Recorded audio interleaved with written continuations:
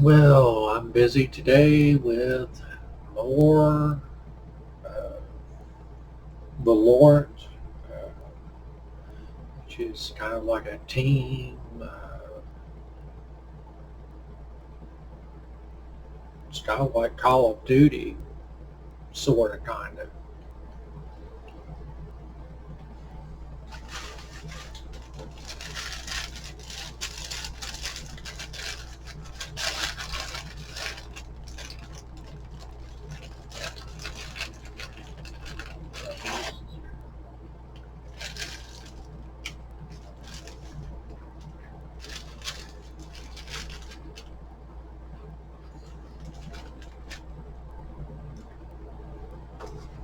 Hey Owen, I respect a guy who knits.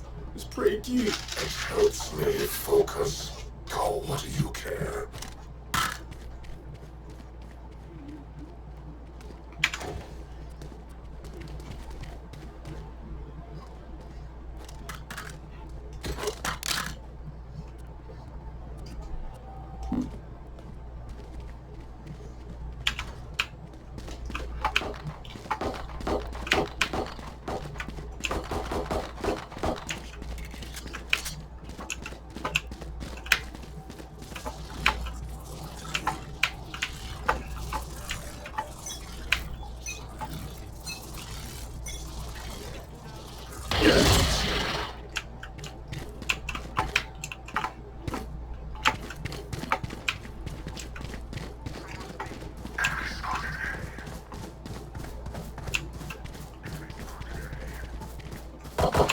Embarrassing.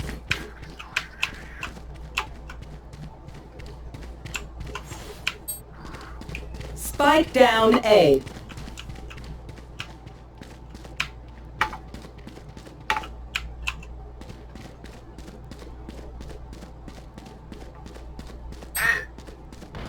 One enemy remaining. Spike down A. Spikes A. Reload him. Reload him.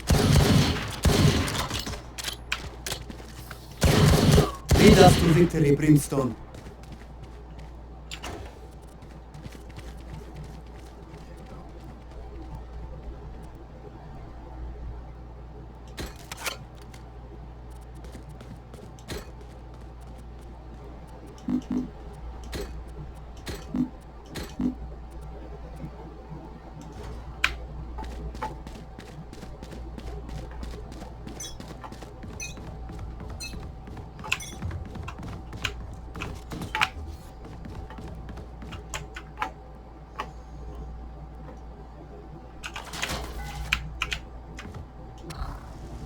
Revealing area. Smoke's down.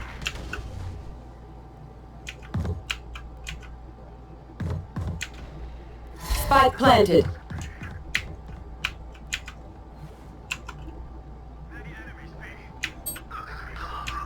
Someone's in attack of spawn. You're out. Enemy spotted B.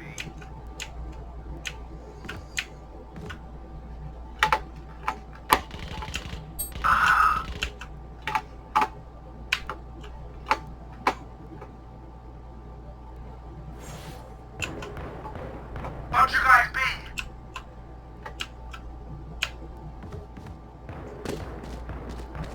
Last player standing.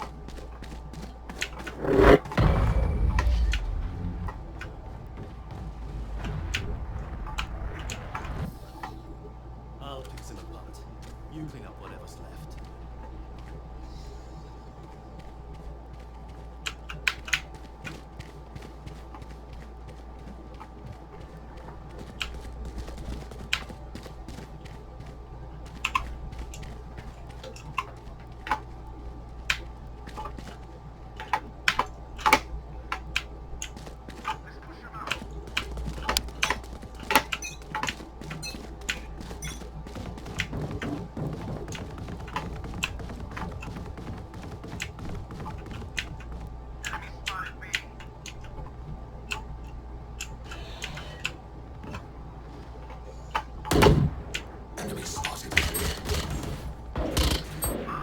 Spike down A.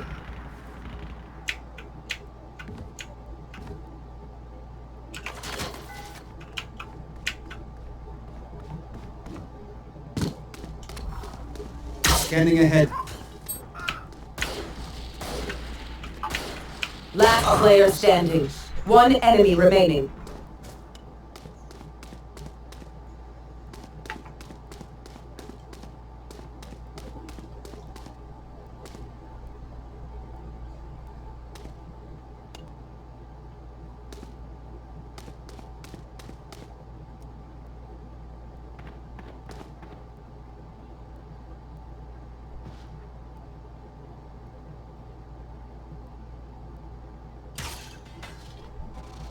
Thirty seconds left.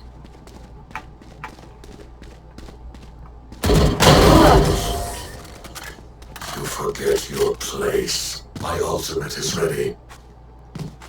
Thank you, Omen. Startled prey is easier to hunt. I need a drop.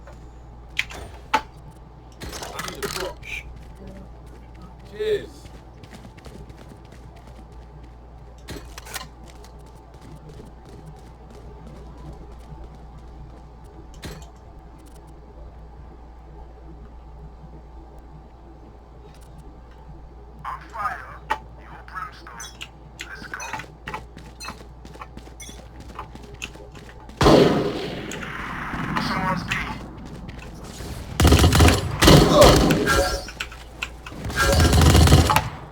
Joke's over! You're dead!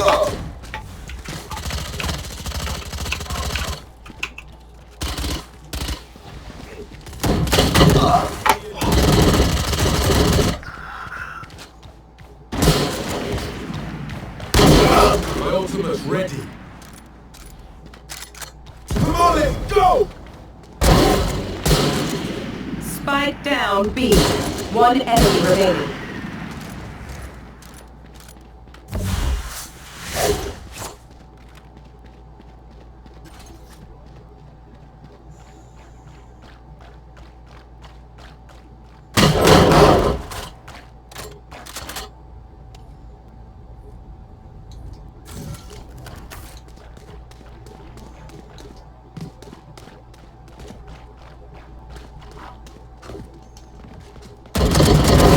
You can kill me.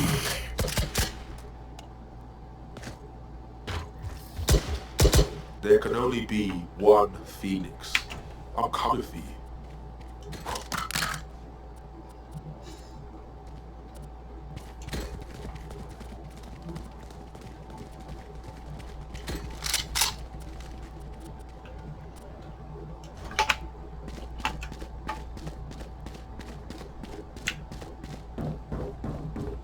Eyes up.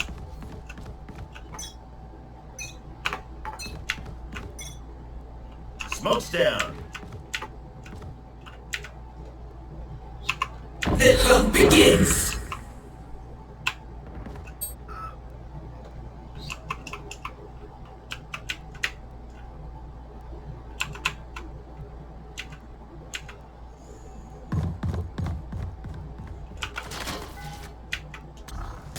Revealing area.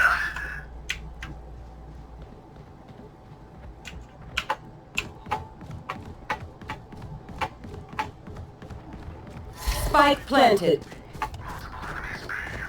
One enemy remaining.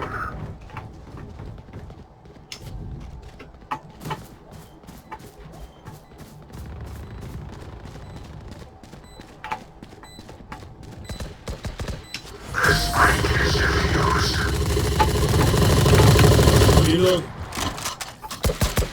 What do they think this is? Backyard scrimmage?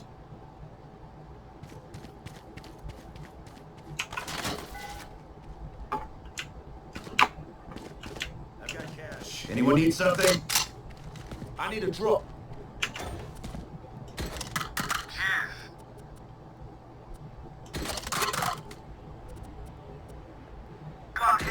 Watch them falter.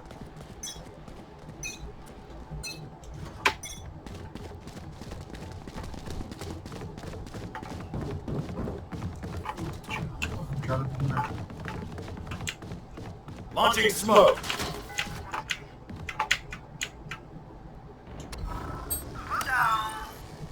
Scanning ahead.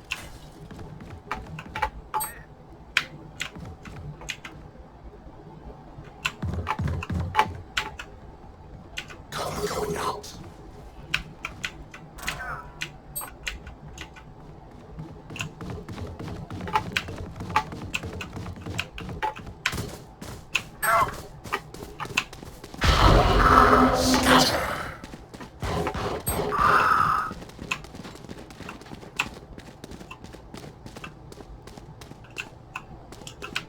Spike planted.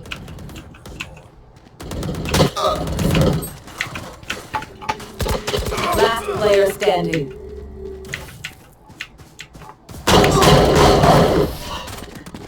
Nowhere to run! Fucking cheaters.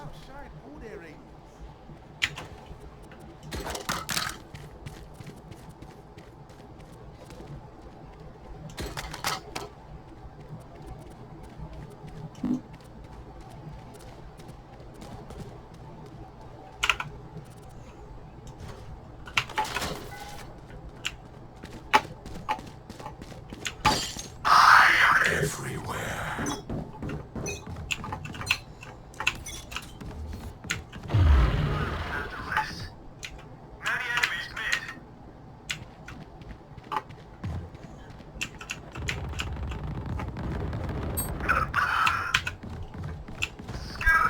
One enemy remaining.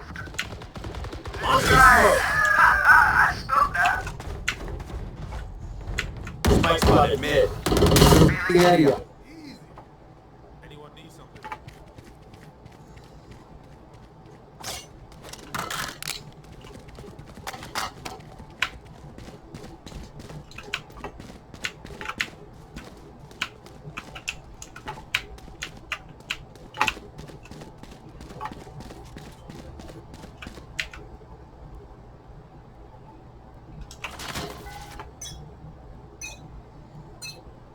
Time to jump.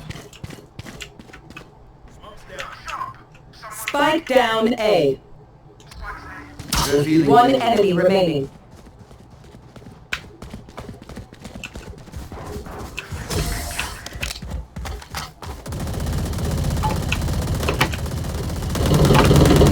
Remember to talk to each other out there. If we communicate, we win.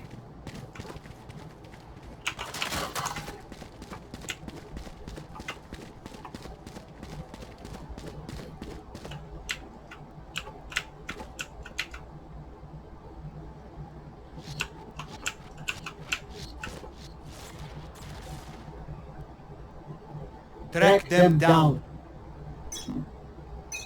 Cutting through. Scanning ahead. Enemy spotted. Joke's over! You're dead!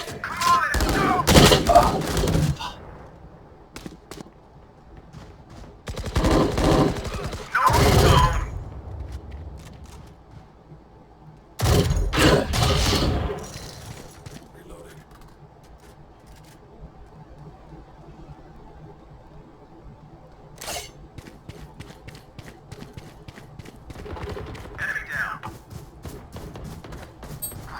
One enemy remaining.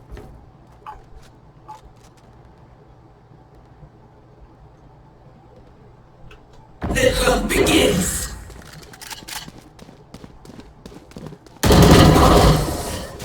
You thought you could escape my nightmare? New fight, new tactics, keep it fresh, yeah?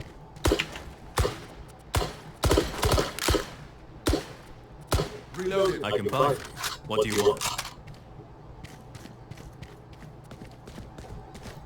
Anyone need something?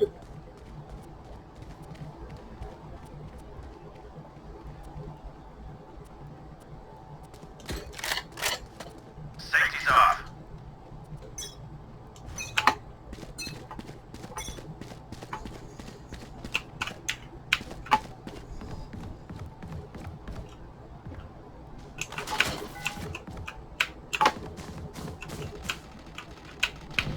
Enemy spotted mid.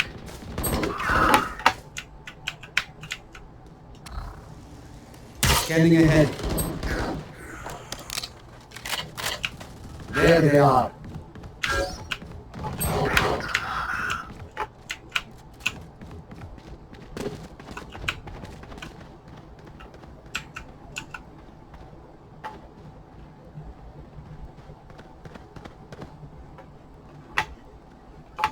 Last player standing.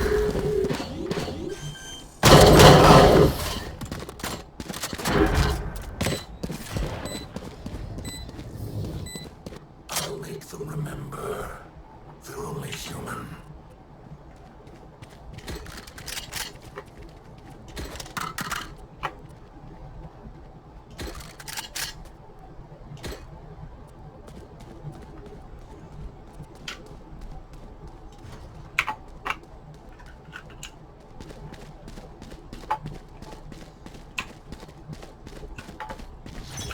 Time to jump.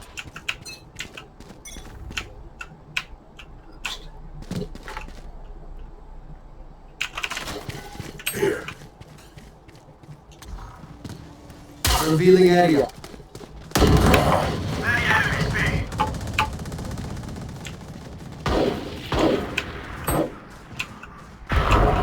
Scatter.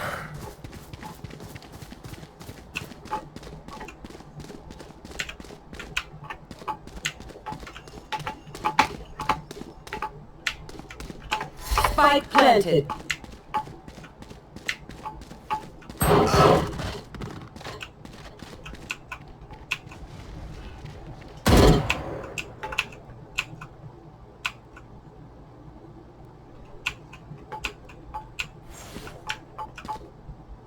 One enemy remaining.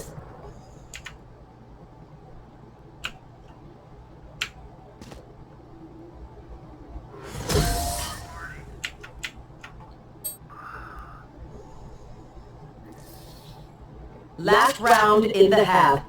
Save nothing.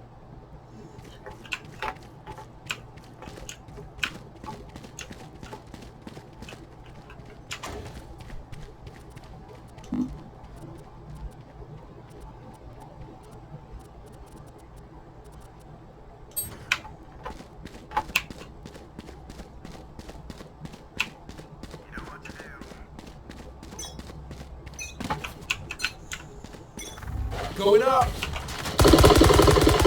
Someone's B. Careful now. Reloading. Scanning ahead.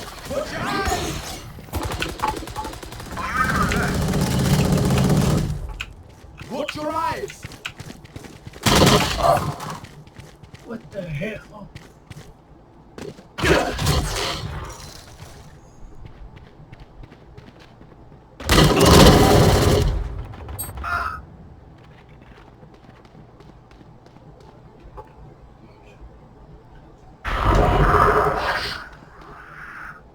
Enemy spotted B.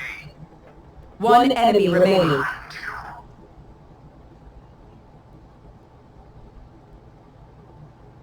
Right here.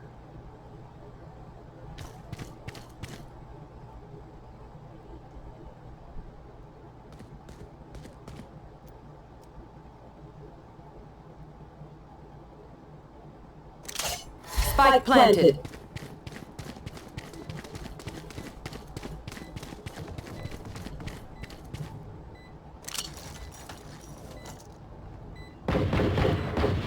Enemy spotted.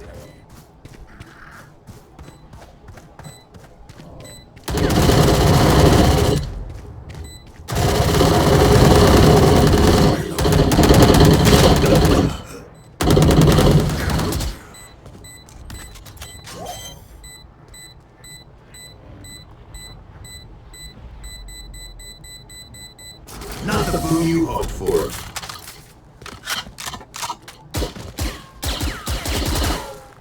Switching sides. We are strong because we are together. Don't forget that.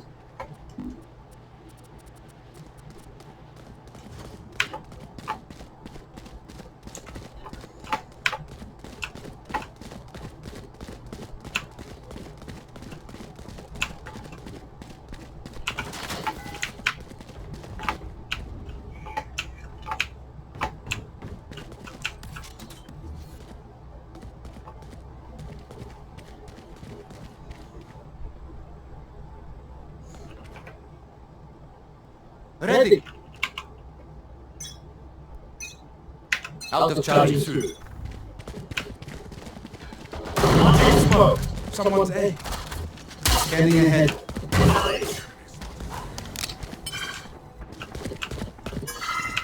Careful now.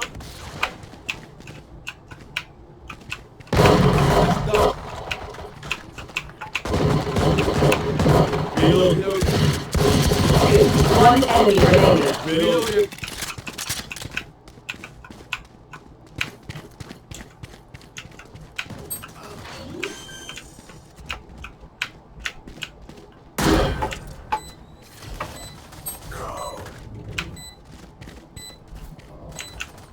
Right here.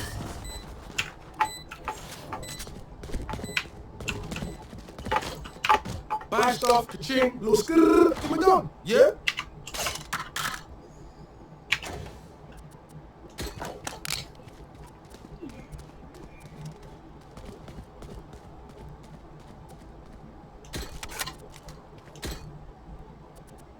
Here.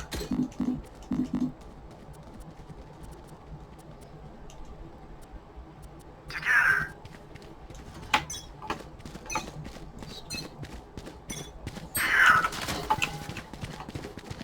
Enemy spotted B. Enemy spotted mid. Spike down B.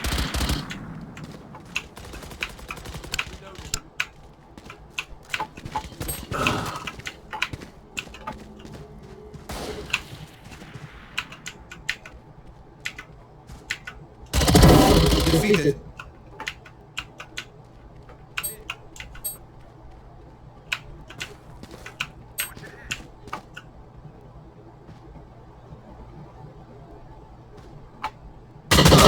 Last player standing.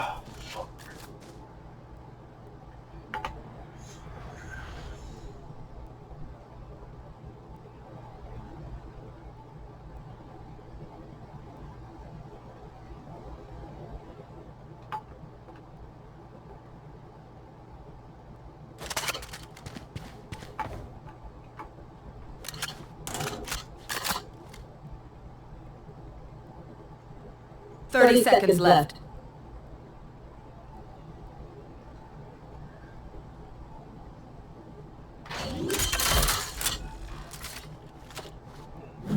Got it.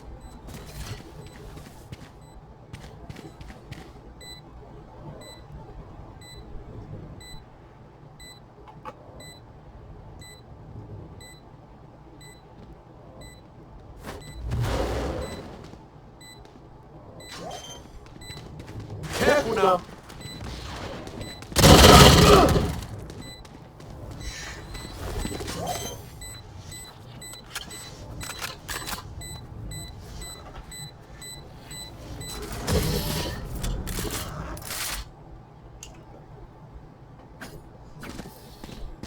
I will take back what is mine.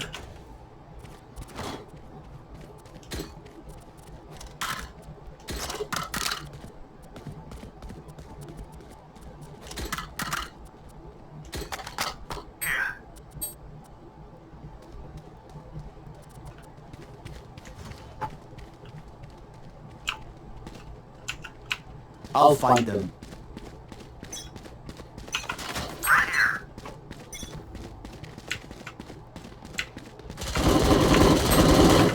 Scanning ahead. Found them.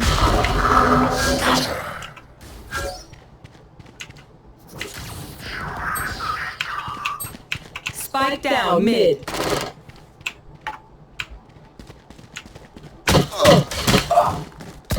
Embarrassing. Last player standing.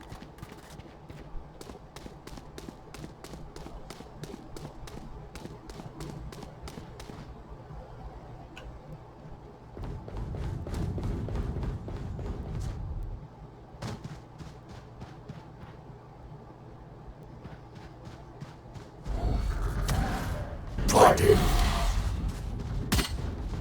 One enemy remaining.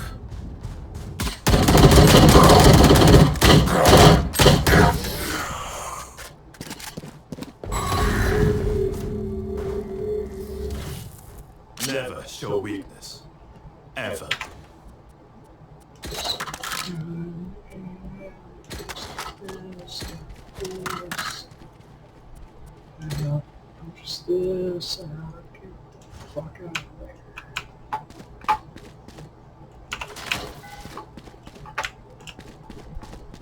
Help! Kid! Help! Come on, let's go! Revealing area. Someone's being.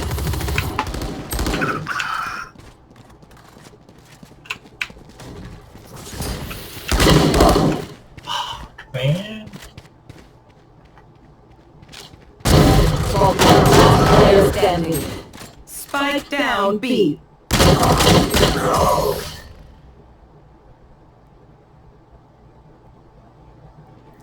Joke's over! You're dead!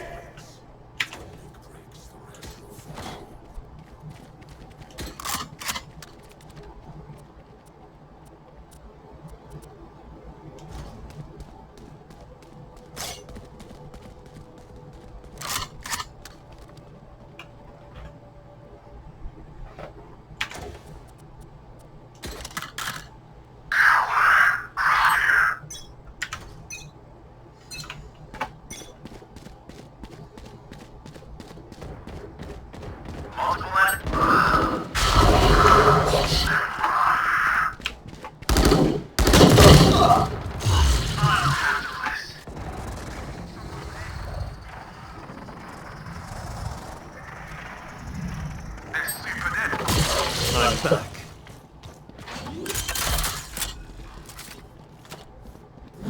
Blood.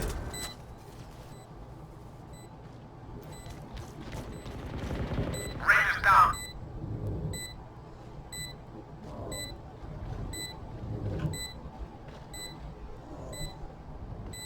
Got him. One enemy remaining. Cool, baby.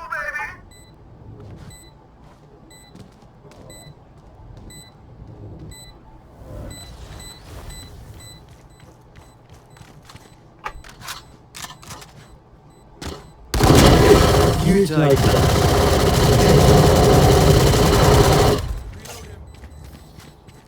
I'll teach them to respect their elders. Fucking. Anyone need something? Anyone need something? Anyone need something?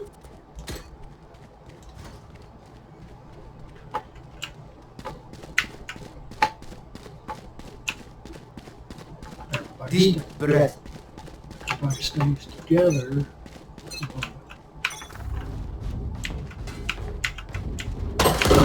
Unimportant. One enemy remaining.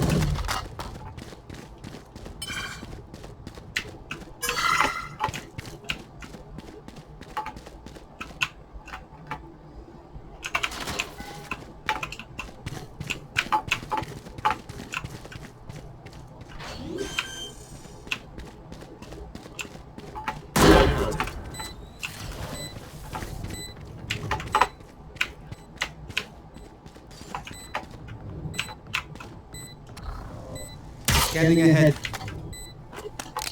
Found them. Your biggest mistake was that you pissed me off. Match point. Their winter has come. Bury them.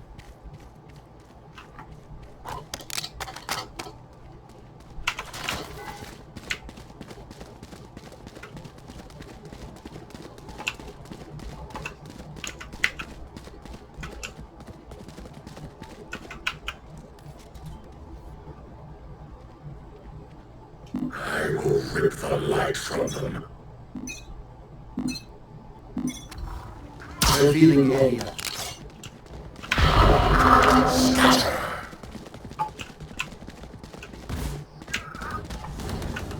One enemy remaining. Stim beacon down.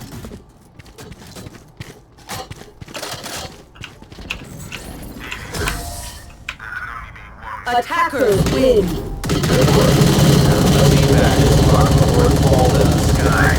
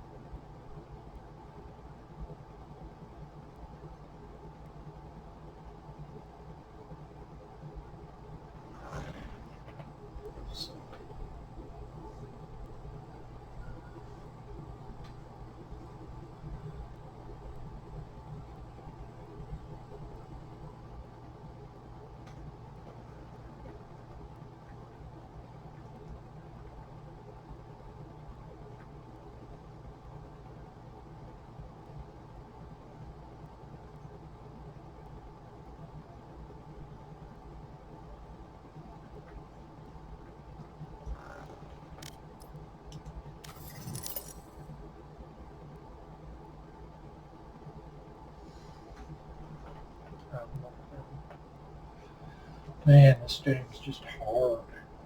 I'm learning though. Sure does take forever for it to load. And again, it's from Atlanta, Georgia. So hard.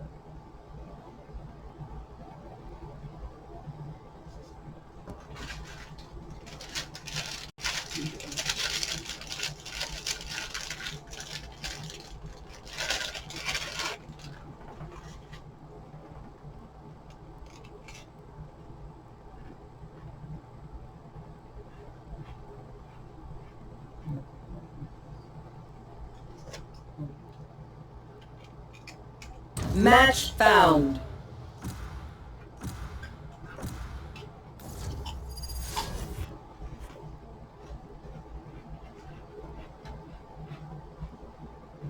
Hello, hello.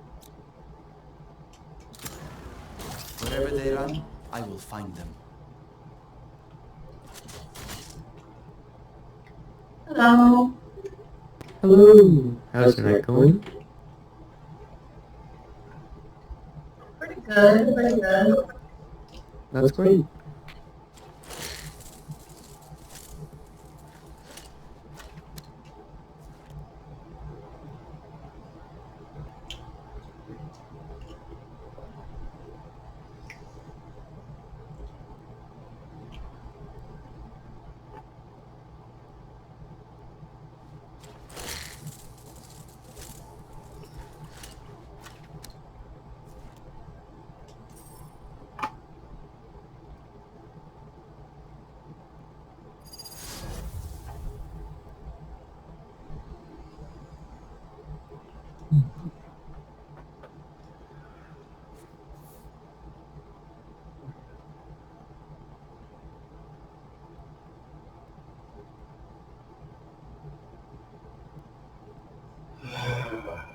I'm a learning.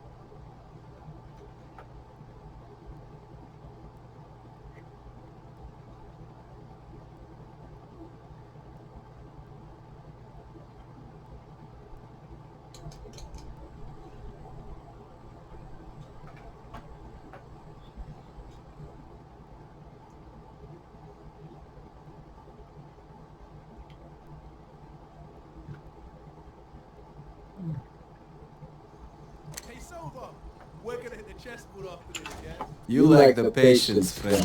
Learn that first, then we'll approach strategy.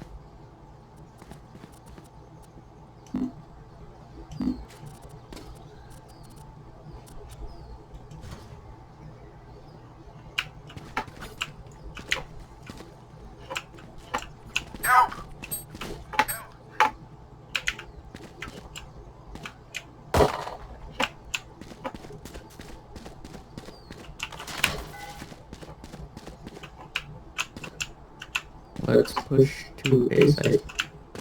I'm God. What? I said I'm God. Immortal. Revealing Never. Sounds like our god has a skill issue.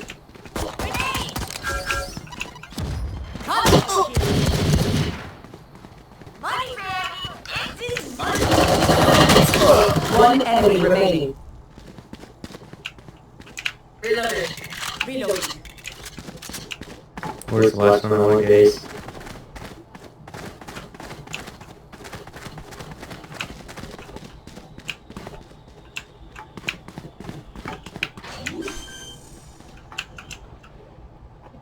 Planted. So, guys, where's Brody? Not sure.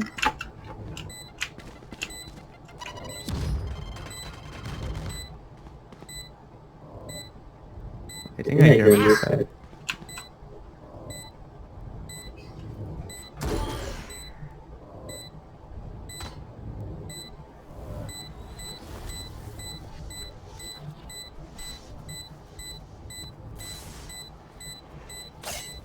Yeah, he's here.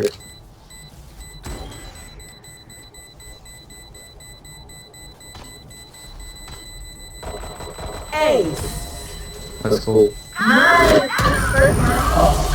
Yeah. Nice. That's how you ruin enemy mental. What rank are you? That was good. I do. What? That's insane. No joke. Just a few well-timed grenades and you get a lot of kills.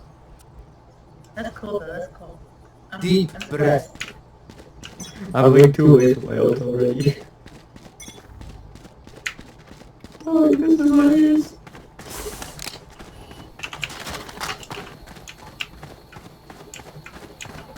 They're 100% aiming for me now.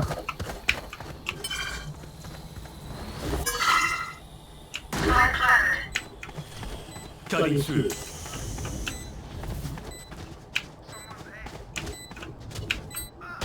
Enemy spotted C. D. Enemy spotted C. Scanning ahead. Not yet.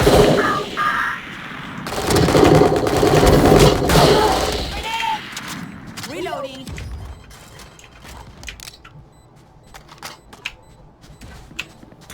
Satchel up.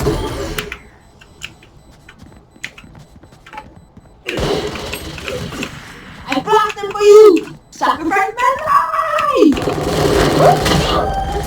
Let's go. Nice job. Ready.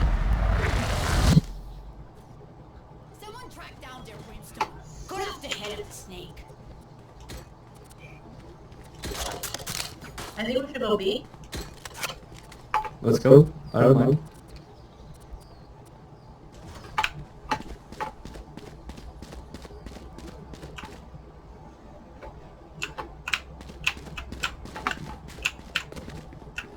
I'll clip that jet's I have ult as well. So if they're camping garage, they're kinda gone. Okay, you go first. See if they're camping. And then I'll go.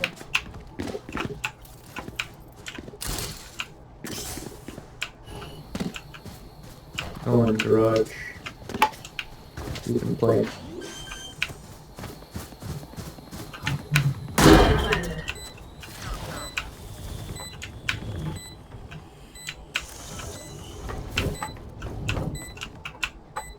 Time to jump.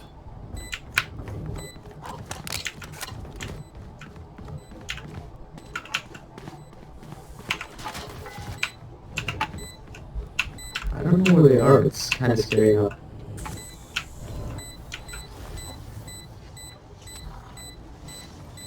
Revealing area.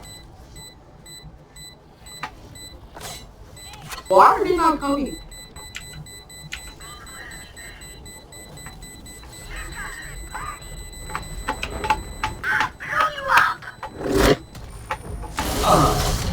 Nice, nice. Let's go. Don't stop. I want them in pieces. Let's see. Oh. They were all camping at like A and C, and they never came to defuse, so no dudes. Yeah, it's really confusing when they do that stuff. You guys want this as well? Anyone else skin? I don't I only have a know. bunch of one. I haven't spent any money. Guys, I just have Let's What skin? It looks like a purple something. I don't know. Purple Oh, yeah, something? nice. What a detailed definition. Don't play with me, boy. Bro, you're talking to the guy who had ace first round.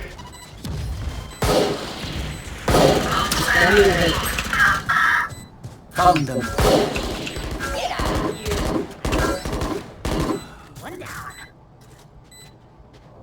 One enemy remaining. Nice, let's go. Nice job. I can drop your phantom. Are you serious? You got it. Nah, I helped Phoenix, okay, with that flash, so you're welcome. Oh, thank you. You grabbed my pencil. Appreciate it. Yeah. I like phantom anyways. I got you guys, you got no. Good.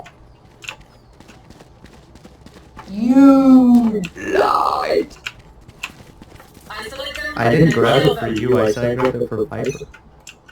Ew, boy.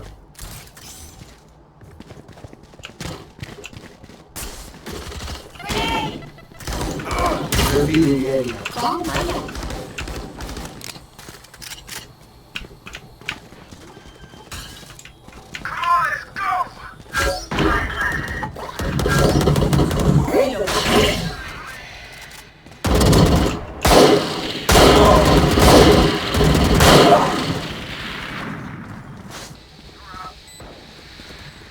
One enemy remaining.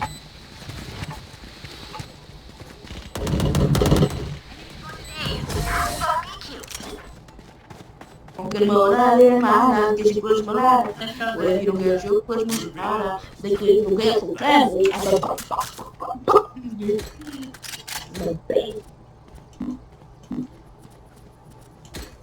We only see long. Reload. Why is my phantom so average? Last time my phantom was like open up.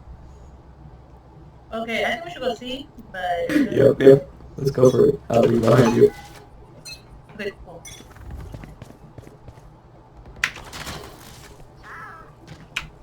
I got you. Thank you.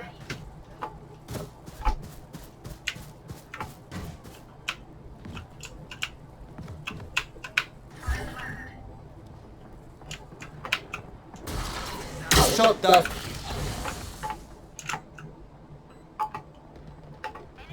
One enemy remaining.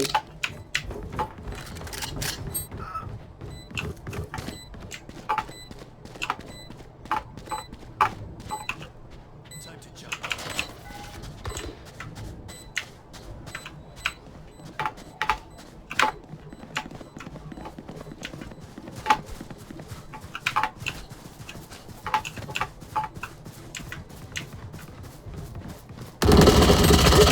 Damn. That was a bad aim right there. Let it blow. Bro,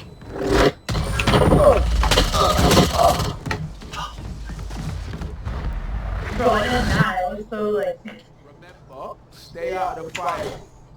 I don't know what they're talking about, you know. Bro, I don't know. Where would you guys like to go this round? So, Ultra Super Saiyan Gamo, Super Saiyan Moka Nico Nico Mayamo. Let's go B. Wait, I have a question. Are you an E-girl? Yes. Jumper. Oh, damn. I don't consider myself an E-girl. Actually, Viper's an eye lady. I have some respect for me. Enemy spotted B. Reload. Revealing area. Cutting through. Decoy. I'm rotating. He's rotating to temple.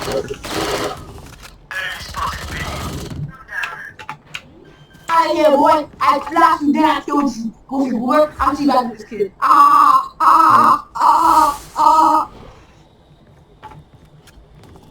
That just has to do it to me. One enemy remaining.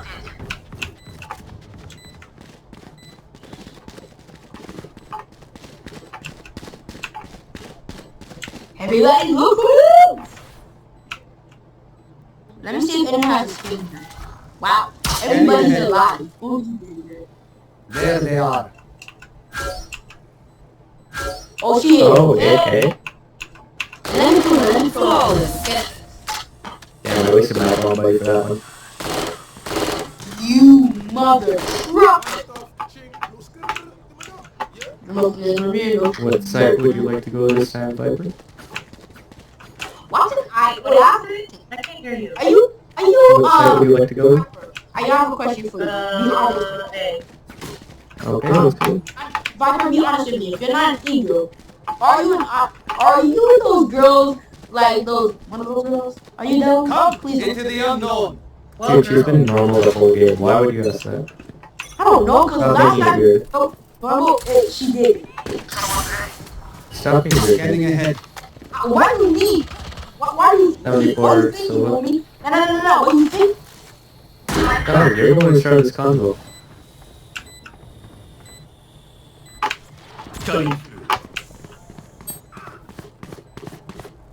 God, what was that?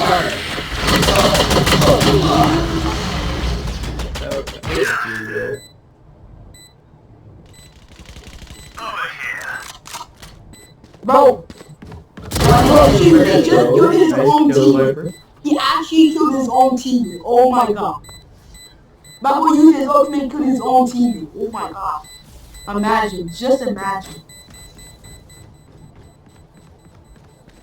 Nice play, Viper. Thank you. I know. Here's a stacker. Going to scatter from my stuff. Super easy to pick off. What site? See. Okay. Wait, do anyone know who has this skin right here? Right here, anyone? What skin? The Spectre? No, the Spectre skin I have right now. Anyone know? I have it.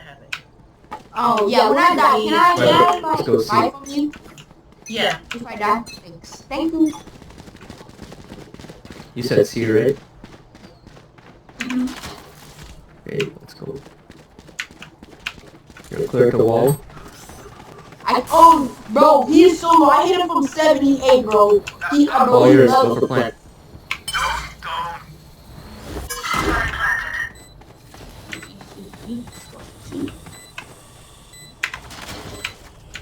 Homie, I managed to load him very hard. I hit him for 78. And ain't no station by the room.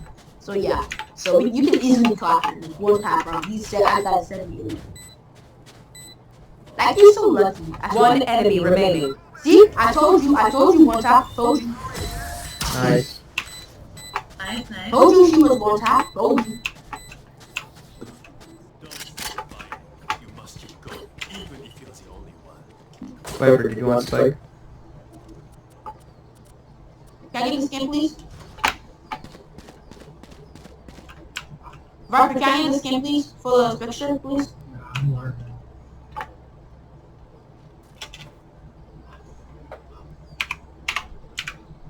Bro, pick it up, Ty. And just take fence, it's fine. I'm taking the fan minute. Oh, No, there this I'm is- just taking the logo. Let's go. I'm not usually do play Vandal, so Phantom's a bit odd. Eyes clear. Oh yeah! Monster on the loose!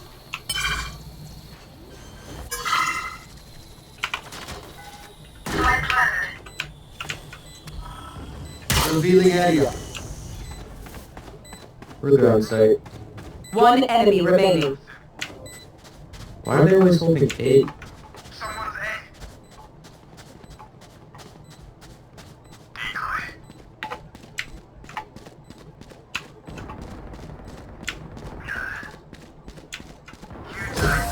Nice. Good job. Oh, get red, kid! Get red! I'm too good! It's pretty cool. I like it. Viper, what site? Oh, get red, my guy! Get red! My boy, I literally fake, bro. I'm too good now. What's that? Wait, wait. A. Hey, okay. Easy clap for running in, bro.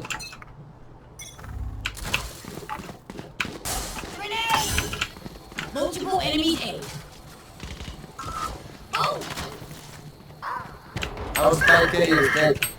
Spike down A. What? I didn't see him, dog. Oh, that's because I One enemy remaining. Makes sense. It was my smoke covering. Oh, okay. It was that tiny corner. Nice. Nice, Phoenix. Get out of the game, boy. Last round before the switch. What side would you like to go? See, and I ult. Ace. Nice. Guys, let me get an ace. I want to try to get an ace. An ace. Let me try. I don't mind, I like Vandal. Come on, guys. Let me ace. Come on, guys. So far. Phoenix. I used Let me to ace. use Vandal a lot. Or Let me Vandal ace. a lot. Okay. I got Please let Vandal, me ace. I want to try an ace, please. Please, guys. Clear side. Enemy spotted A. Shot Damn, that down. was really laggy.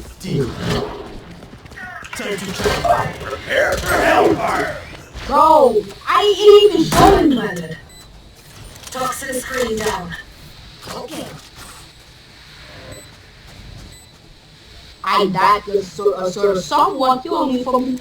I thought should be from behind. Face me. Face me. Hey.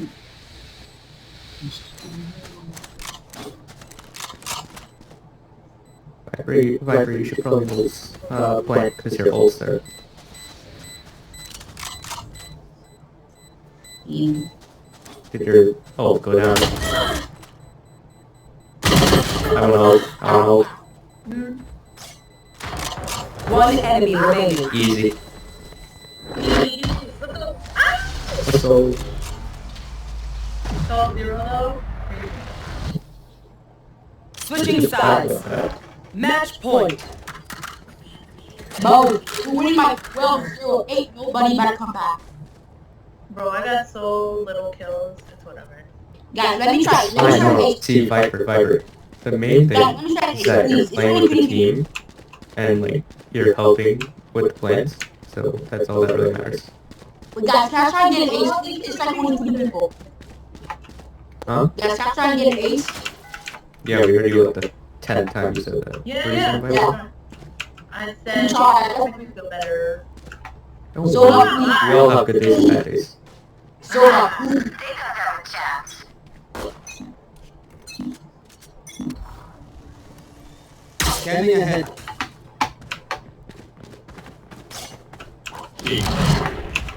Yeah, fall damage. Oh, damn, didn't see that. 247, 16 fall damage. Yeah.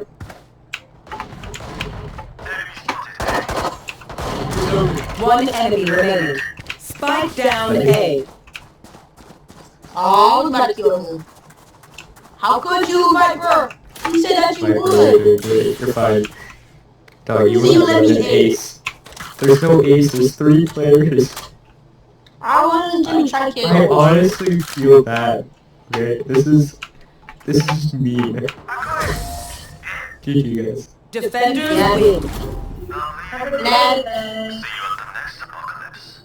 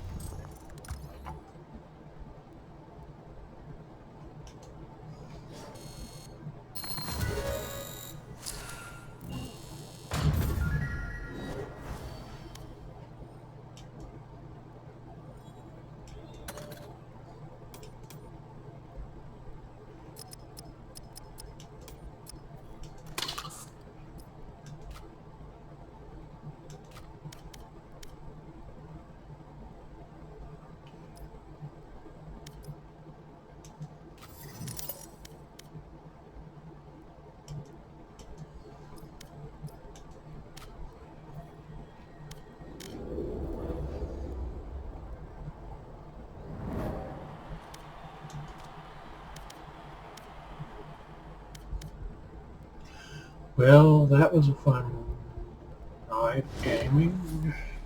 I'm probably going to bed here just shortly.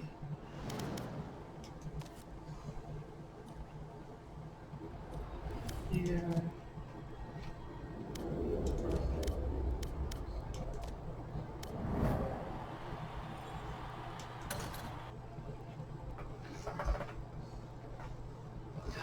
Let me see, what's the next game to go to?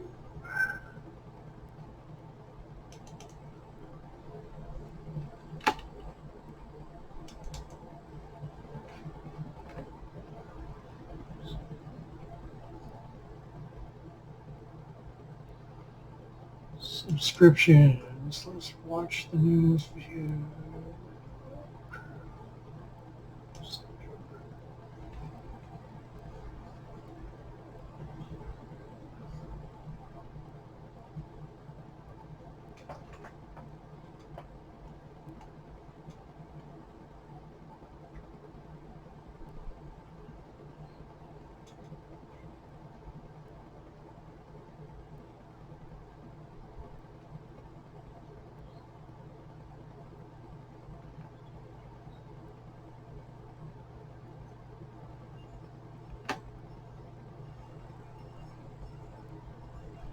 Ah.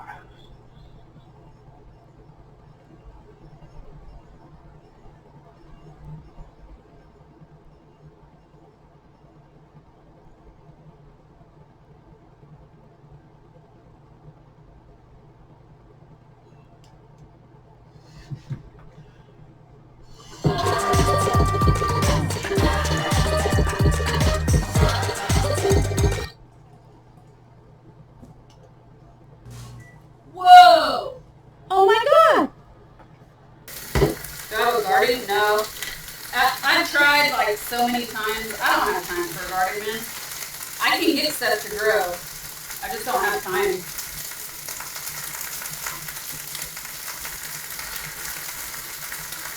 It's not for lack of being able to do it, it's for lack of being able to maintain it. Time to maintain it.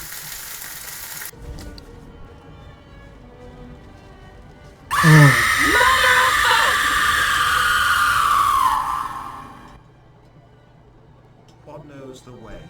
Trust only in Quad, except sometimes. Well, what are we watching today? Come on, yes! Yes! Gotcha!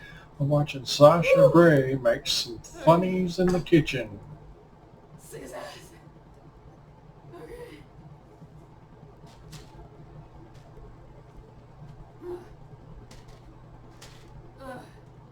The secret to this recipe, the first one, my personal favorite, is salted butter. Yep, salted butter. This is That's hilarious. what makes this recipe so good. So, we need salted butter.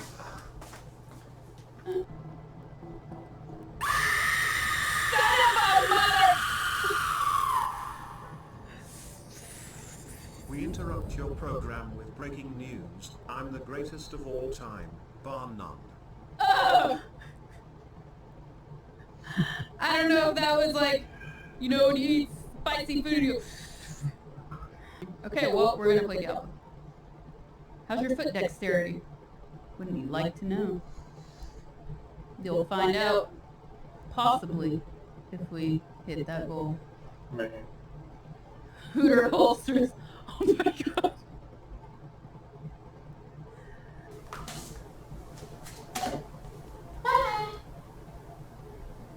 Yeah, it looks kind of cool. Also creepy. But maybe a little less orange like this. What do you think? It's very dark though. Feels like we're definitely cooking at night and I don't know. But what do you think? I don't know. I made dulce de leche live on stream and it took me 5 hours. Yes, that's right, 5 hours. But to be fair, I was really afraid of burning it or cooking the milk. So I kept it really low. Anyway, I could have been someone. I could have been a contender.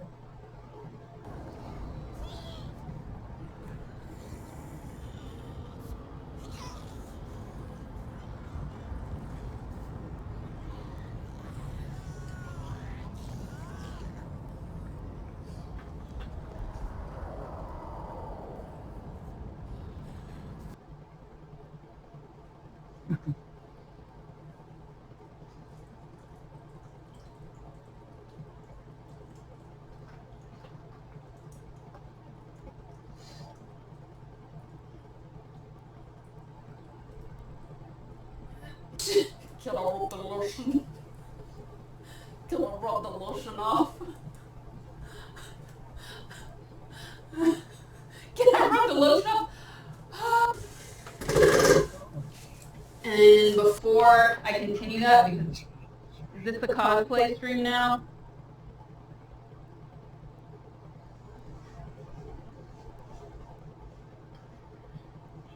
We do fun things sometimes. And I think this is more fun. Okay. Glad to be here. I think this is more fun for you guys than it is for me. Please don't visit Italy with this outfit. They're going to deny you entry. How has it already been 1 year? Also, you look great, Lamar. What do you mean? Gandalf, this is your favorite. Poppy. In case I make a mess. So we're going to do the real cooking first, and then the memes. No hands afterwards.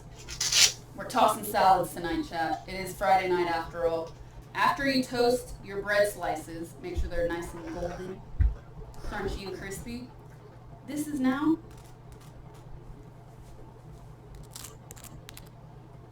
it's now like a razor, right? So all you gotta do is take your clove of garlic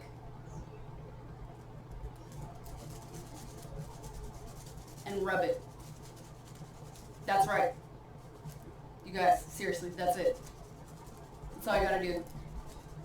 This is it. It's that simple. Rub it all over that bread. Infuse the bread with the garlic. And then, look, we've sawed away the garlic. Sanded away the garlic, not sawed away. We've sanded away the garlic. I've showed you guys this when I've done everything. She's always funny in the kitchen. And I actually think this is a really nice way to make homemade garlic. And very pleasant to look at. Why is there a pineapple? Why is there an orange? Why are there tomatoes? Why is there any food in a kitchen? Psst. What kind of weirdo has food in the kitchen? I have to cook something without using my hands.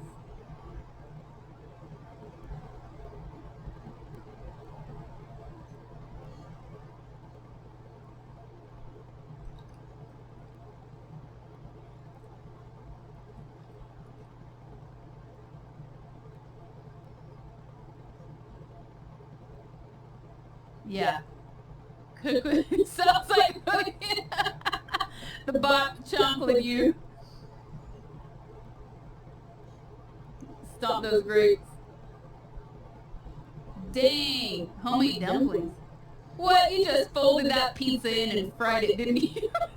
Women want me at first, but I don't think it ends He well. just said woman too. He just did it. It's a thing. I'm telling you, it's a thing, man. So focused on the meat.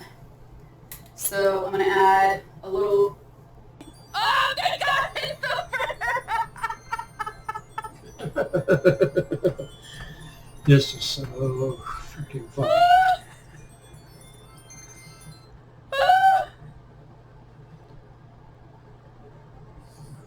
Oh, but you guys can see my dinosaur bone. Hold on. Look, there it is. I was trying to show you guys one day and I couldn't do it. Now I can show you. Look at how nasty my shoulders look. Wait, that was...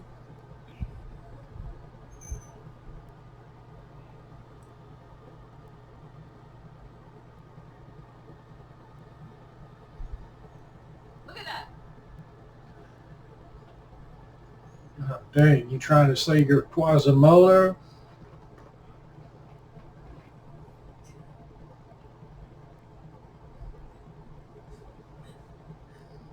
Dude. This is for the main one.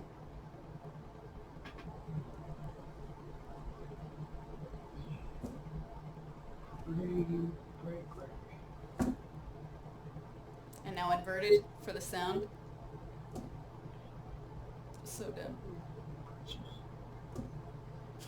So stupid. Okay, now I'm ruining my asparagus. Exactly what I didn't want to do. Stop recording.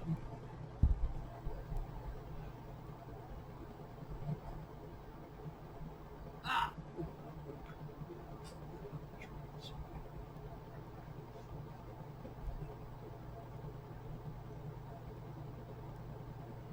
Oh no, don't get electrocuted.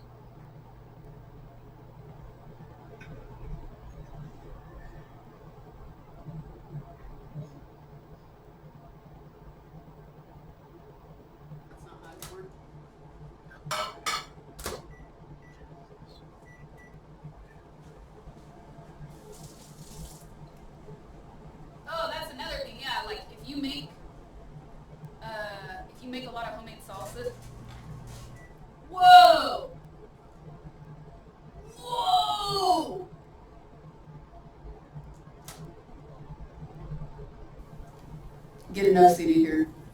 I shouldn't say that. I'm getting a little anal here. Very specific here. I really hate when people say OCD when they don't have it, and it's a bad habit that I sometimes do.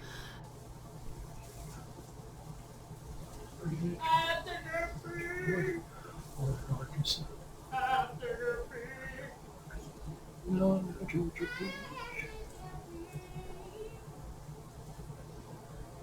Or Florida orange, lemon, lime, grapefruit.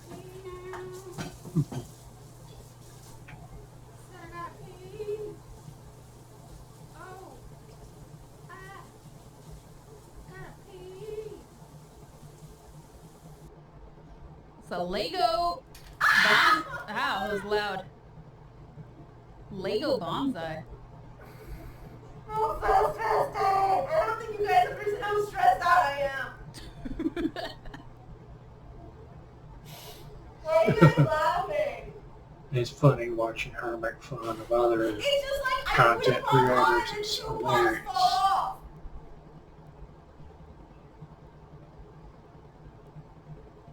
Oh yeah, I'm supposed to get my period next week, so my hormones are like all Don't tell them your moon cycle. They're gonna go fucking crazy. Don't do it. Don't do it. Never let them know. Never let them know. Never let them know.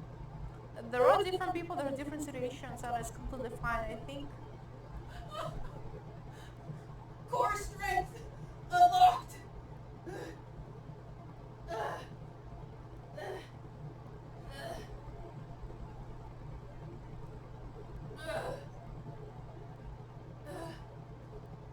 I need upper access so I can.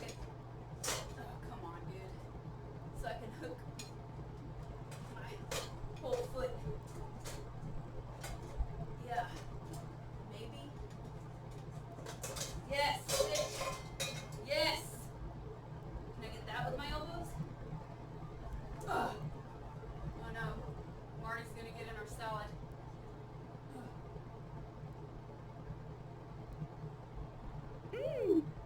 Ice cream. Popcorn. Wow. Inky. Ooh. Oh my god. Ice cream. Oh, it's cold. What? What?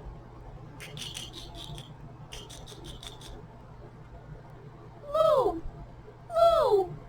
Lou! Who's lost? Who's lost? I got a fury. So spicy. Oh no! Gang! Gang! Yeah, I know. Am I having a stroke? Ooh, senpai, gang, my wife. Ah! Return the bloodstone to the pedestal. Did I put it in the wrong slot? I put it in the wrong hole, chat. I put it in the wrong hole. That's disgusting. No, do not put the sweet on my freaking sausage, man. Yeah, that did look gross. Talking about a different kind of sweet. How sweaty am I in this clip?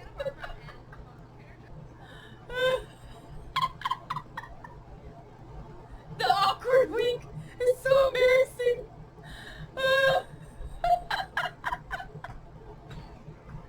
Oh, No, Jesus. you're so That was funny. good. So funny.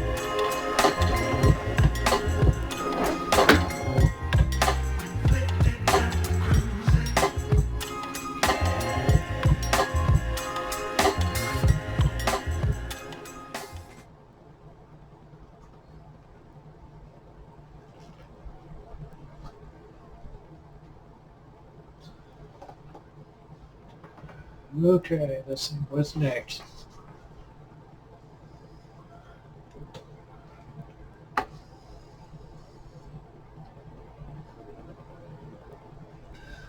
Let's see what's out. What else is next?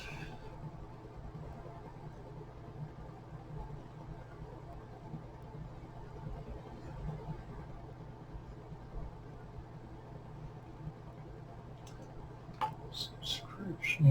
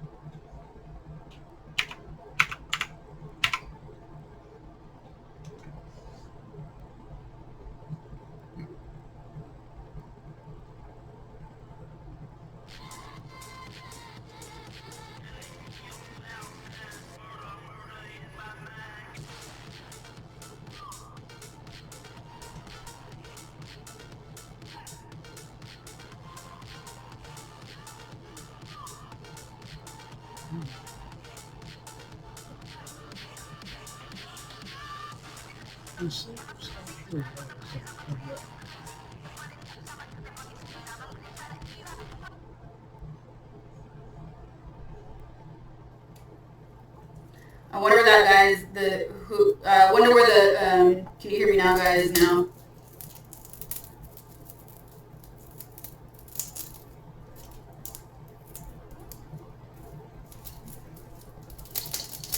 Yeah.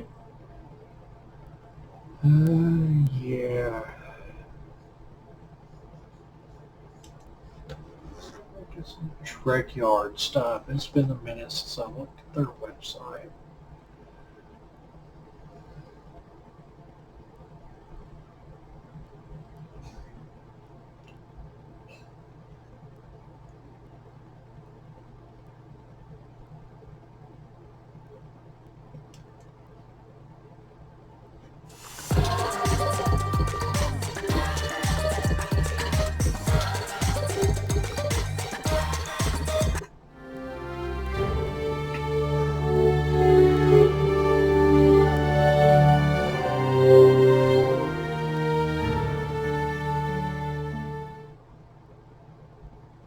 Welcome back to Trek Yards, everyone. How you doing? He is Commander God. Today we're going to talk about ships, or a ship in particular, which shouldn't exist yet.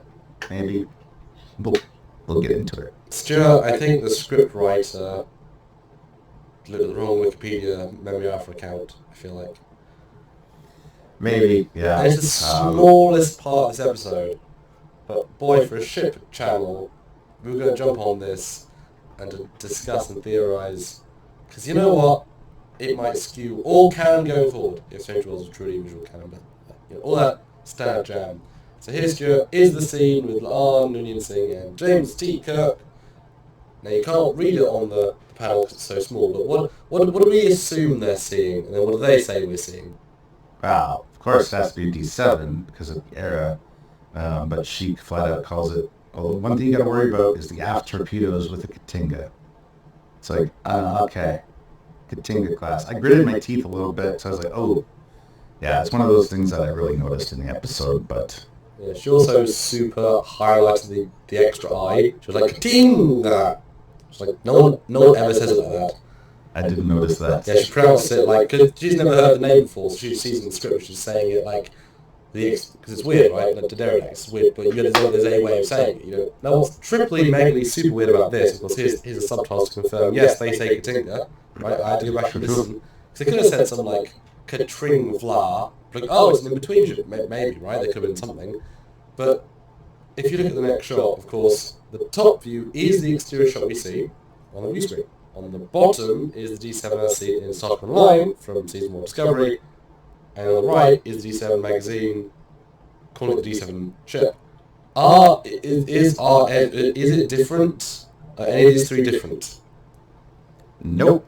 Look at the details. They're very much the same ship. Yeah, it was a big thing to actually have a D7 show up in Discovery because they had mentioned the D7 in Season 1, which was a completely different looking ship, which I think they learned their mistake right away. And, well, after people complained. Yeah, we got an actual modified, newer looking D7, which I always had a problem with because it always looked a little too detailed. A lot of people didn't think that was an issue, but it's too plated up. Whereas the D7 in TOS is very smooth and very like simplistic, right? So just seemed like a more high-res version, as a lot of people pointed out. It's like, okay, fine, let's go with that. Yeah, because in Season 2, that was one of the show's big semblances of, look, we're fixing the Klingons, they now have hair, their makeup is radically less full face, they can actually act better, and literally their first scene is in launching a D7 via hologram, it appears at the end, and it is a great Ryan Dennings version. It is what we see here, and they call it a D7. No ifs, no buts. So we know the ship is a D7. No ifs, no buts. So them calling it Katinga is just wrong. Is just flat out wrong. It's been 2 years, and the D7s appear in TOS, which is still years away. Because of course the next shot, here's a comparison of course between the Katinga and T7, D7 on top. Like, not only is it also just a more detailed version, there is many small subtle differences because they did approach it like a slightly different design. It's the same visual aesthetic, but they did tweak a lot of things. That's why people call it two different designs, because it isn't just, you know, a refit, it is a fresh, modernised version, you know, half a decade later, of an older version. It's a newer build. I mean, it's smaller, right? There's things about it that are different. It's not a refit, it's a different ship. Yeah, we did a whole comparison with an expert, so to speak, Rob Bonchun, where we compared the two. And yeah, the Katinga is actually a little bit smaller than the D7. We come up with some reasons why that might be. And it's a really, really good episode, so I would suggest checking it out at some point. Yeah, I mean, we didn't get a Katinga class until motion picture. Before that was always the D7. Could classifications change over time? Absolutely. But this is showing that it was a Katinga before TOS. It just doesn't make sense. I mean, it's an unnecessary thing which ruins the flow. What's the point in doing this? Like, that was clearly the vibe in TMP. This is a new fancy ship. They intended, so we took. If you suddenly make it this old, then the D7 was 2 years old. Katinga replaced it, and then Kirk only fights old ships for the next 15 years. Katinga is now a very old ship, and who cares, right? It wastes that canon. So, no, they didn't say D7 and they made a mistake, because Scrooge didn't know, it said the wrong thing. Athlon had issues saying Katinga. They should have just put D7, would have been a lot easier to say. And Squadron 5 was a different class of ship with a different name. An alternate variant. It's just they made a flat mistake. It's hard to see when literally that D7 was from the show is based on. That Kiva Goldsman was from. Like, this is their continuity, and they're messing around continuity. Not that we care about Discovery continuity too much, obviously, but it's not. It's weird. Well, no one will notice such a small detail. One word in a whole musical episode. Everybody's only focused on the musical aspect of it, don't you know? Kind of how it comes across. And it is funny because they made the effort saying, you know, our torpedo is a joke to Vidra, of course, because that's one of his favourite scenes. It's funny, but you said it wrong. Like, you're wrong. It's just like in Enterprise there is a Katinga as a D4, and that's also just wrong because that was the wrong model used. It is just wrong. There's no way around that, right? And they would admit to that. I mean, there was a D4 made specifically for it that wasn't used. It was supposed to be different. But it's one of those producers that don't understand and say, well, no, let's just put that ship in. And then no one will notice, as it's been done quite a bit in Star Trek, unfortunately. And so yeah, I just can't buy containers and also as long as D7s. It's just, it just ruins so much of the games and the logic and the lore, and just that's technically 50 years of 45 years of canon of like what people have known. Just ignore it, right? It's not real.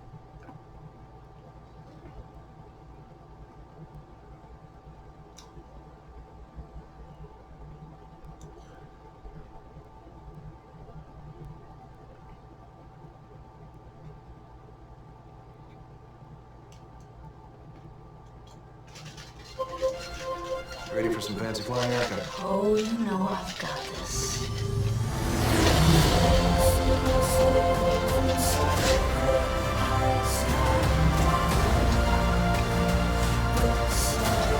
In the mystery and vastness of space, we come together. The next great age of exploration starts with us.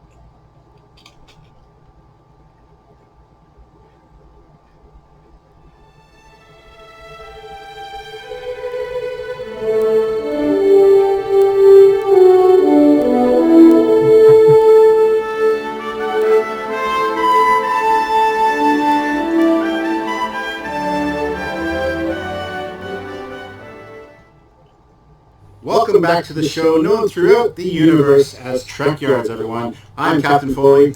And I'm Commander Cookins, and I have it on a good authority, Captain, that it's even known as Trek Yards in the Mirror Universe as well. I mean, they threw around the idea of calling it Yard Treks, but that didn't work out so well. And the guy that came up with it wasn't Red Shirt, and he was done away with pretty badly. As he should be. That's awful. Anyway, nice to see you again, Commander. And that goes for all of you out there as well. I see Billy and Peter and Thomas and Jay. And if you grew up watching Ontario television children's programs, you would get that Romper Room reference. But anyways, on to today's show. Yes, indeed. Today should prove quite interesting as we'll be looking at the Klingon D7 and the Katinga battlecruisers and comparing the two and see how similar or dissimilar they are. This would be kind of like comparing a Granny Smith apple to a Red Delicious apple, same fruit. There are still a lot of differences. Yes, and it's been speculated over the years by fans that they are the same ship, just refitted, or even a totally different design. And we will look into all those things now and try to find some answers for you guys. But please keep in mind that this is not a full episode on the histories and details of each ship. Those will be done later for each ship in the future, on a future Trek Yards Saturday release. This is a quick rundown of some facts and figures, comparing the ships, and a discussion between Samuel and myself. And later, of course, we have Rob Bonchoon, who's a huge fan of the ship and someone with a great deal of knowledge behind the scenes for both versions of this iconic starship design. He'll be joining us a little bit later as well. And he can talk quite extensively on the differences between both the physical and CG models that they've used over the years, so he'll be a great help to us at that point. I mean, he worked on the show for like 10 years. He's going to know stuff we just don't know. But let's get started with the D7 as seen in the original series. The true backbone of the Klingon fleet, which is listed as a battlecruiser scout ship. The Class 7 and Class 8 variation. She measures in at a length of 228 metres, width of 160 metres, and height of 60 metres, and a crew complement of between 430 to 440 personnel. Apparently this ship was rushed into service in the early 2250s and served for more than 100 years.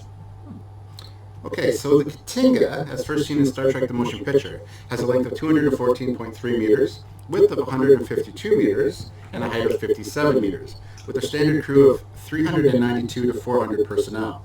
She is classed as a battlecruiser without the scout ship designation and entered service in the 2270s, about 20 years after the first D7s showed up, according to Memory Alpha anyway.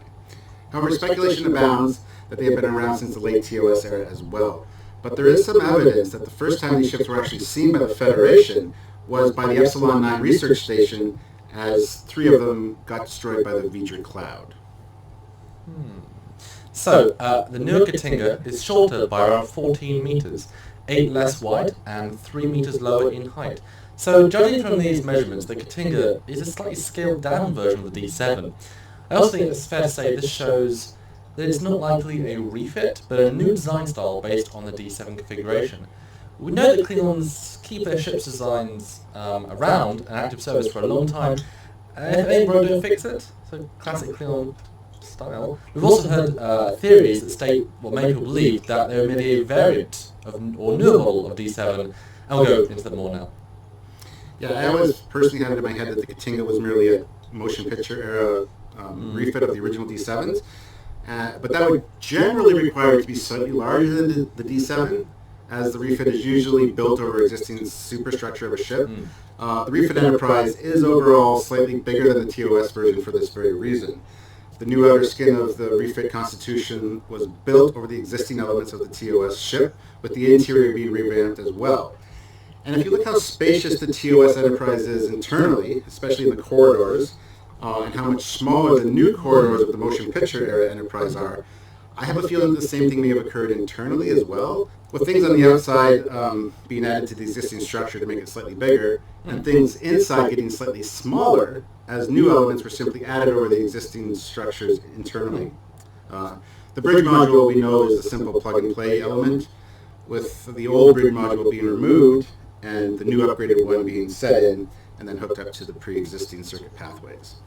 Yeah, I can see that. However, could it be D7 had much thicker, older style armor plating, hence giving it the more original series smooth feel that we see? And then once a newer, stronger, more advanced shielding, as well as armor plating, was developed, then the old elements were removed and replaced with less bulky and less thick outer skin. This would perhaps account for the slightly smaller external arrangements? Yeah, I can definitely see that. I mean, as advancements in armor plating improve, they get thinner instead of thicker. So that makes sense. Is it only slightly smaller? It could easily be explained this way. If in fact the Katinga was merely a newer, refit version of the old D7s, this could also translate to the crew being slightly fewer as well, as you said, changes made to the interior, making it a little small internally. In addition, of course, to new upgraded computers and perhaps more automation, making the need for a handful of crew unnecessary. Like extra handful of crew, I should say. Yeah, that works for me. It also explains the additional texturing on the Katinga. That almost feather-like plating detail could in fact be additional armor over more sensitive areas of the ship. Another idea that's been floating around is that the Katinga is actually the Klingon name for the D7, and the term D7 was the Federation's classification for the design before the Federation actually learned of the actual name. So that makes sense, because we tend to, even in the military, we label things, you know, as we, with a code, and then we eventually find out the original name, you know, so. I like to think that's a distinct possibility just for that very reason. Yeah. And it makes sense. It makes sense because we didn't know a lot about the Klingons back then. Now, interesting fact, taken from the book Star Trek Star Charts, has one possible origin for the name being the Katinga star system. This was a single star system with an M-class star having a magnitude of +9. Now, M-class stars, of course, not to be confused with an M-class planet, as they are different things altogether. This system was the site of a battle and was located in or near Klingon space. Or it could be that Katinga was simply a variant designed to the D7, maybe smaller and less armored because it served more of an internal role to the Klingon sphere of influence, and not on the borders of hostile territories with other galactic powers during the Cold War era. Best to add additional armor to the ships that would be out patrolling the borders that are more likely to get into hostile skirmishes with enemy vessels. So the D7s were actually bulked up versions of the Katinga maybe, with additional armored skin over the original D7 or the Katinga body. But actually, according to the instruction manual for the video game Star Trek Klingon Academy, some Katingas are in fact refitted D7s. It also details how this new design was cast into doubt within the Empire following the loss of the 3 ships during the Vija incident, hinting that the design was relatively new at the time. It was only after the details of Vija's immense power came to light after the Federation's information it became known at the time. This view was reconsidered and the ship was once again seen in a favourable light by the Empire. The most notable physical changes are the increased paneling throughout the ship. This gives the whole ship a more armored feel, and that is likely what it is, a new type of armor plating that increases the overall defensive capabilities of the ship dramatically. Another difference is the D7's warp missiles are armoured with no visible warp grilling. This is also true for the motion picture Katinga, but for Star Trek 6 we're introduced to a refit of the Katinga, the Chancellor ship, which has glowing warp grills. This was the design style that became the standard as we saw in DS9 with all the Katingas still in active service. Another upgrade was the addition of an aft torpedo launcher on the Katinga compared to the D7.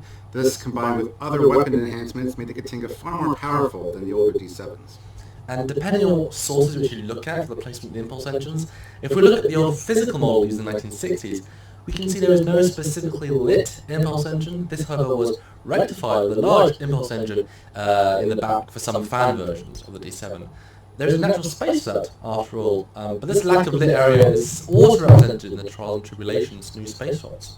In the TOS Remastered series, the large impulse drive was abandoned, and 2 smaller impulse units, similar to the Katingas, were added to the back, along with 2 other impulse drives further along on the wings. But when we get to the Katinga, technology has clearly improved, and so she's equipped with that single pair of impulse drives alongside the torpedo launcher.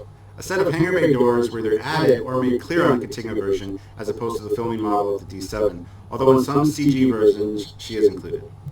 On the Deep Space Nine era Katinga, new cannons were actually added to the connection point of the boom to the main body. There was also a new detail added to the bottom of the Katinga refit, a circle of detail which had the Klingon Empire symbol painted onto it, right there. This is likely a warp core ejection point, as this would seem to make sense due to its placement on the hull. However, on my little Hallmark Christmas ornament here, it is definitely where you put the batteries. So the warp core, I guess, because they are like the little button cell batteries. They look like a little warp core you put in there.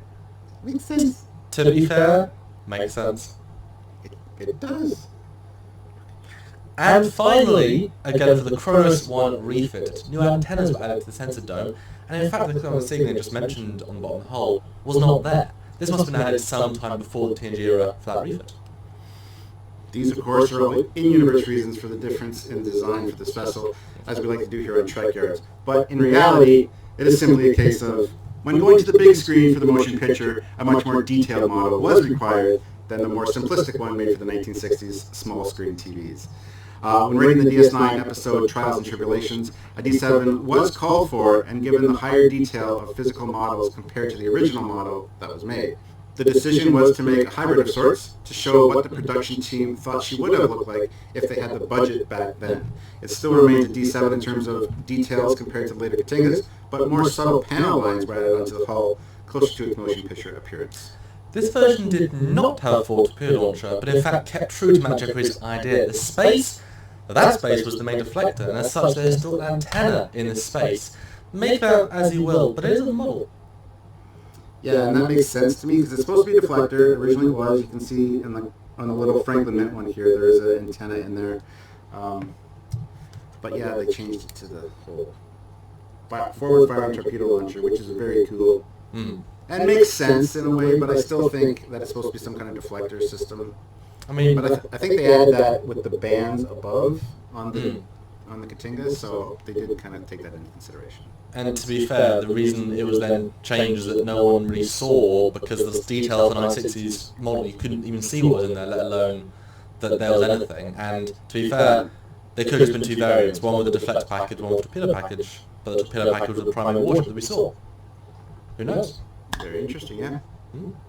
And now we're speaking from behind the scenes stuff regarding this ship. So let's bring in Rob Wondershooting, Visual Effects Supervisor of both Voyager and Enterprise. And this is his favourite Star Trek alien ship, and has spent so much time finishing off a canon-accurate CG model of a motion picture Katinga for us to use here at Trek Girls for this amazing episode. So we're going to do some general discussion here about the little difference in both designs. So welcome, Mr. Rob Wondershooting. Well, thank you very much, Sam and Stuart. Glad to be here again. Yeah, welcome back, Rob. It's always great to have you. Now, tell us a little about your history with the D7 and the Katinga. Has this always been your favorite alien design? And how did you feel first seeing this on screen as a kid, and then being able to model it in CG all these years later? Honestly, I can't remember like the first time I saw it. Like I remember one friend just summed it up and saying, you know, I'd almost say that the Klingon ship is a more unique design than the Enterprise. The Enterprise still had a saucer in it. You know the whole idea of saucers and all that stuff. Yeah. There's nothing about the Klingon warship that, I mean, it looks like and it also, the whole shape of it is predatory, especially from the front. You know, the way the engines hang down, you know, and in the original series, the disruptors would come off the front of the warp engine units. It was like the perfect Klingon ship. It was just so aggressive looking. And it looked like a scary ship. Okay, so now before we go into the real differences between these two ships, I've got to ask you, Rob, do you feel that Katinga is merely a refit of the D7? Is that much more likely to you in your mind? I would look at the Katinga as a refit, major refit, but a refit nonetheless because all the proportions and the shapes are almost identical. The Katinga is slightly smaller than the D7, though. Yes. Now, strangely enough, I have other scale information that has it as bigger. This has often been a problem with the CG effects houses have gone through. and that's getting proper relative sizes. And we tried to, we always tried our best to be really good at that, and most of the times we were. And in some of the blueprints, especially some of the stuff that was done in the 80s by fans and sort of people who worked on the show, like on the motion picture that put out their own, blueprints or like fan books and stuff, oftentimes the Katinga would come out larger. But you're right, oftentimes they're usually considered to be about the same size. The Katingas could be slightly less. So having worked so closely with the ship in CG, let's kind of start talking about all of those subtle differences the design has so that we can, kind of have a discussion on each of those. So Rob, let's start with what in your mind are the most notable differences? Well, the most obvious is the amount of small detail, little nernies and greeblies. And if you look at the original shooting model from the 60s, it is smooth as a baby's bottom. I mean, it's got two colors. There's discussions back and forth as to how exactly those two colors were laid out, but it was basically a gray and a green gray, a two-tone color job. I mean, it did not have a lighting kit in it. It's not like if the camera would have been sharper, you would have had more to see. It was actually to the benefit of that they had all that grain and all that, all those multiple composition passes, because it made it look like there was more hidden detail on the ship than there actually was, and all the ships really. And that's why for the motion picture, they, when they pulled they went to the Smithsonian, because they had given the Smithsonian the 11-foot Enterprise and the Klingon ship. But when they came and they said they're going to do the movie, well, first it was going to be a second TV series called Star Trek Phase 2. So they went and got it, and they said, well, that can't hold up anymore to even late 70s, mid to late 70s TV details. It wasn't going to hold up. So they knew they were going to have to oomph it, just like they had to with the Enterprise, with everything else that they had. And then once that got put on the back burner and they finally, I'm jumping a lot of history there, but, it'll be a 3-hour discussion. Yeah. And they finally decided to go and make a movie. They upgraded it again. The funny thing there you'll notice is that a lot of the toys that came out around that time were all based on the mid-range or the Phase 2 ships. Really? You might not be able to tell at a glance, but if you put the Katinga and the Phase 2 side by side, they're close. The back ends are, towards the back, the detail is very, very similar-ish. When you get close to the nose, it's very barren. But then when you look at the one in the film, it's not barren. It's got little things all around it and everything, and it's smooth on the one that we're going to use for the TV show. Well, talk to us about the subtle details then. What are the other... You talk about paneling, but what else are the changes between the original 1960s, or at least the design of the D7 to the Katinga? Kronos 1 is the only one where they did add that warp lighting to it, which I was a little disappointed about that. I wish they would have left that alone. One thing a lot of people didn't realize too, is because I was going to talk about color, is that Kronos 1, it filmed that miniature very well, and they added a lot of brass etchings to it, because it's the flagship. It's the ship where the leader of the Klingon Empire, it's his flagship. That's what he flies aboard, and because of that, it has all this like royalty stuff, which is why you see a lot of purple reds in it. They repainted it mostly with variations of gray. The original gray-green that was from the Star Trek motion picture was, there's virtually nothing left. If you look, you can find a few spots, but nothing that pops out at you or anything. It's gray, red, brass, few other, and the engine changes that they had to do to get the lighting effect to come out. Strangely enough, I have a bunch of color-corrected stills showing you what the changes are, but, when I went to see the movie, and correct me if I'm wrong, you guys tell me what you thought when you went to see the movie, or when you saw the movie the first time, obviously. The motion picture. Every time we saw it, whether in the theater or it was on TV or whatever, to me it looked gray, like a silvery gray, almost metallic gray in some shots. In some angles, it looked like it had like a metallic sheen to it, not just gray, but a metallic sheen. But then when you see the color-corrected shots and you see the actual, real colors of the model, there's no, it's not that there's no gray, but there is no true gray color. It's all variations of green, amazingly enough. Oh, wow, really? For years and years and years, we're so used to seeing the gray one that when you finally see that it was green, you're like, what? Does that make the ship in the canon, obviously we see it later on, and when it goes to CG it stays as the grey, but does that mean that really, in the continuity of the show, or the movie, it should be a grey as we saw it, or it should be a green? Because if we saw it as a grey, Does that make it canon? Or That's interesting because I'd like to think of them as gray.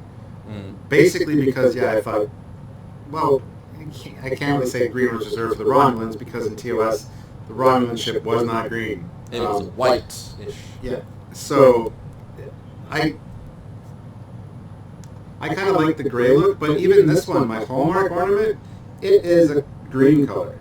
I don't have a problem with it being a green color. I really don't. I think that suits the Klingons as long as it's a dark green because we see green Klingon ships in TNG after all. So, But think about this too. I mean, when they were doing it, what did they have to go on? They had to go on what the original Romulan bird of prey looked like from the original series, right? And they had to go on what the original Klingon ship looked like in the original series. Well, again, the same thing.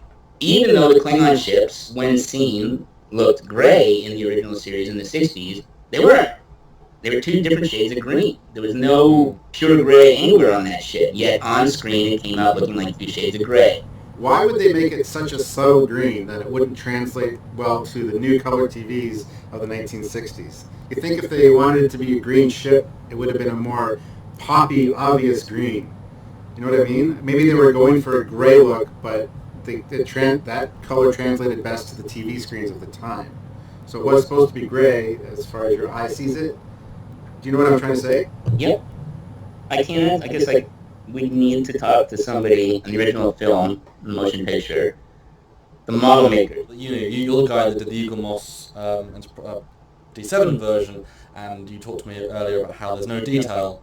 So how did you then work about trying to make a good-looking D7 model for the mass of Eagle Moss fans to enjoy? Because it won't sell out nowadays. What did you do to make it?